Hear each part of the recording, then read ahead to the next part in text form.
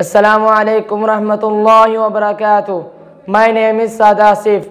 I am the student of Al-Quran Islamic Center from Chungi Masardu, Lahore. Shukriya. أعوذ بالله من الشيطان الرجيم. بسم الله الرحمن الرحيم. القارعة ما القارعة وما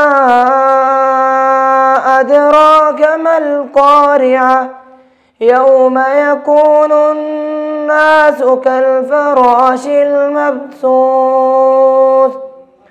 وتكون الجبال كالعهن المنفوش فأما من ثقلت موازينه فهو في عيشة راضية وأما من خفت موازينه فأمه هاوية وما أدراك ما هي نار حامية सदक़ल्लाहुल अज़ीम।